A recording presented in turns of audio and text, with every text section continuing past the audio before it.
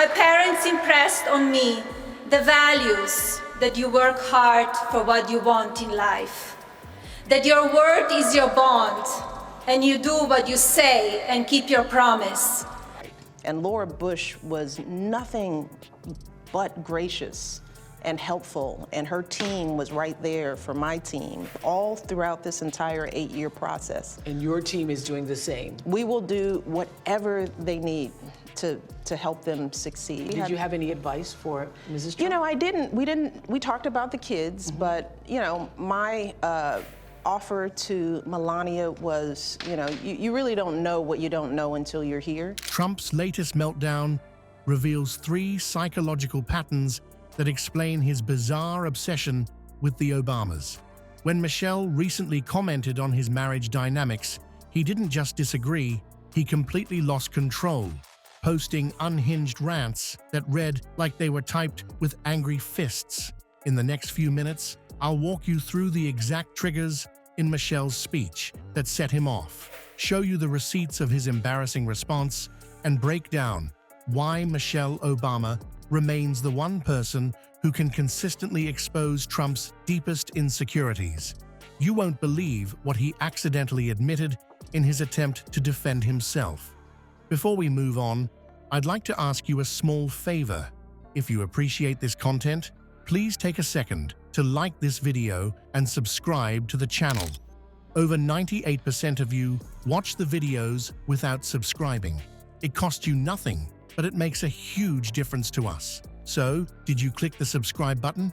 Great! Thank you so much. Now back to the video. Ever wonder why a single comment from Michelle Obama can make Trump throw a complete tantrum? For a guy who brags about being the toughest man in politics, he sure gets his feelings hurt easily when Michelle speaks up. When Michelle recently made some observations about his marriage, Trump immediately fired back saying, "I was always very respectful of her, but she got up there and said some bad things." A known slumlord, a predator found liable for sexual abuse, all of this while we pick apart Kamala's answers from interviews that he doesn't even have the courage to do, y'all. I hope you'll forgive me if I'm a little frustrated that some of us are choosing to ignore Donald Trump's gross incompetence while asking Kamala to dazzle us at every turn. I hope that you'll forgive me if I'm a little angry that we are indifferent to his erratic behavior, his obvious mental decline, his history as a convicted felon. Notice what happened there? Instead of addressing what she actually said, he went straight to claiming victimhood. Classic Trump move. When cornered, play the victim. What's really fascinating is how differently Trump responds to criticism from women versus men. When a male politician critiques him, Trump might dismiss it or fire back with policy arguments. But when a woman, especially a successful black woman like Michelle Obama, makes even the mildest observation about him, he completely loses it. His Truth Social account explodes with all caps rants faster than you can say fragile masculinity. The psychology here is pretty transparent. Experts actually have a term for Trump's behavior: reaction formation. That's when someone loudly proclaims the opposite of what they're really feeling. So when Trump shouts about how strong and respected he is after Michelle speaks. So that's one of the things I said to Melania. When you get to a place when you can digest all this and you have questions, because, you know, you don't have questions.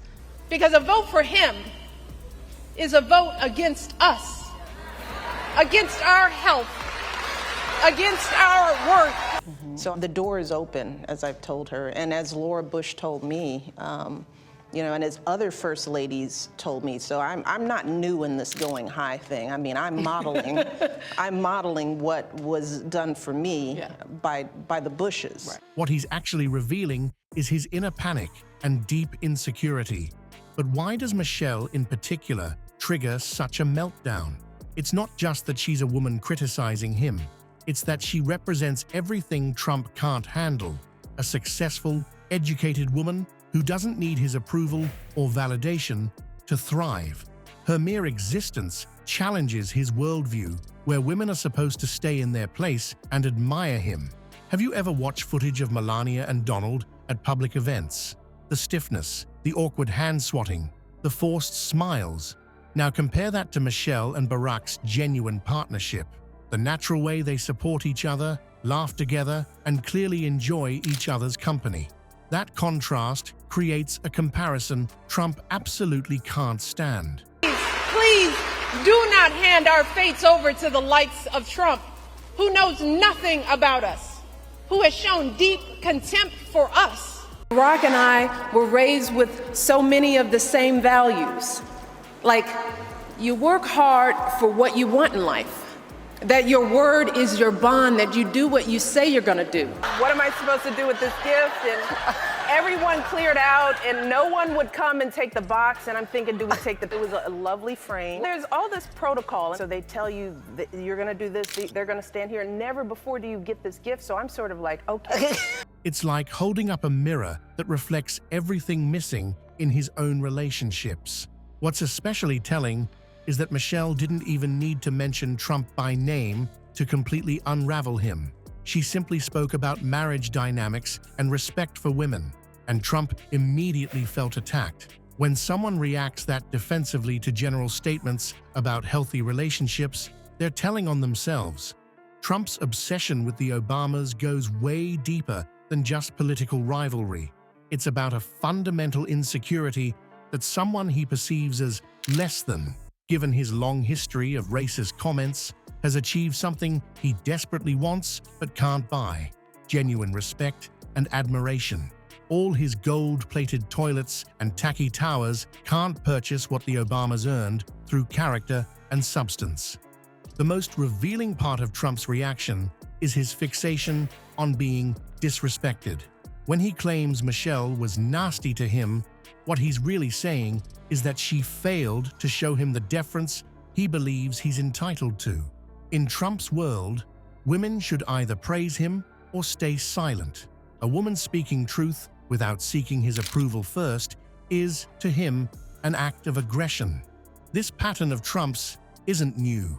Throughout his career, he's reserved his most vicious attacks for women who dare to challenge him. It's a desperate attempt to regain control when he feels threatened, not by their criticism itself, but by their unwillingness to acknowledge his supposed superiority.